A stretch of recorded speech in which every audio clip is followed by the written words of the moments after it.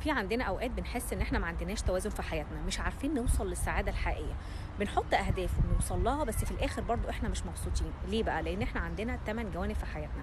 لو انا اشتغلت على جانب او 2 وما كملتش بقيه الجوانب، هتحس ان انت عندك عدم توازن في حياتك. تعالى النهارده نمسك اهم 3 اجزاء او اهم 3 محاور وجوانب في حياتي محتاج ان انا اشتغل عليهم، وان انا اظبطهم واحط لهم هدف واعمل لهم خطه. اول جانب عندنا وهو الجانب الروحي، يعني العمود الفقري بتاعك، يعني العلاقه الحقيقيه بينك وبين ربنا. يعني هل انا بشعر بالسلام الحقيقي ولا لا؟ لو انا ما عنديش السلام الحقيقي وبصلي وبصوم وبعمل كل شيء بس مش واصل للسلام، راجع الجانب ده محتاج منك شغل، محتاج تحط درجه ومحتاج تعمل له خطه انك توصل لدرجه معينه في الجانب ده، لان ده اللي هيظبط بقيه جوانب حياتك. رقم 2 الجانب النفسي. يا ترى انا من النوع اللي بهتم بمشاعري وبسمع لمشاعري وببدا ان انا اشوف افكاري بفكر في ايه؟ هل انا بتعامل لو انا متضايق بعرف اتعامل مع الضيق اللي انا فيه، ولا ان انا بتجاهل مشاعري ومش بسمعها خالص؟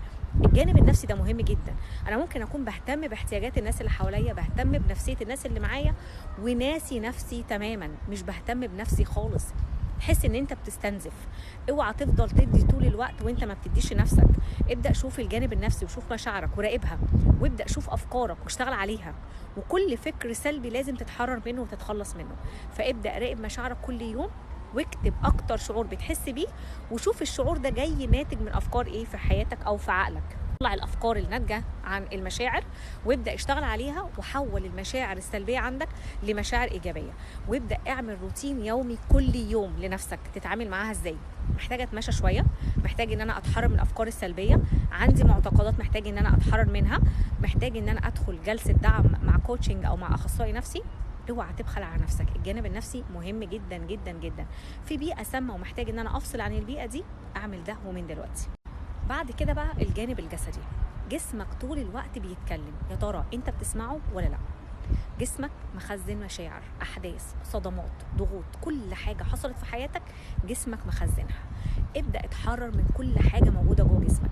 جسمك تعبان عايز يرتاح، يا ترى انا بريحه ولا لا؟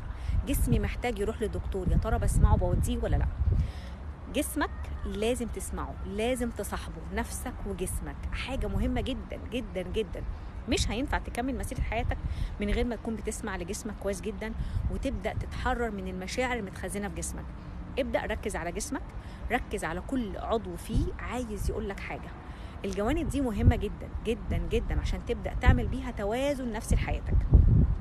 اتمنى ان كل واحد شاف الفيديو بتاع النهارده يبدا يرتب جوانب حياته ويدي درجه لكل جانب، ويبدا شوف ايه الهدف اللي انا محتاجه اوصله في الجانب ده، ومن خلال الهدف ده هعمل خطه وهبدا فيها من دلوقتي، وبعد كده نكمل بقيه الجوانب.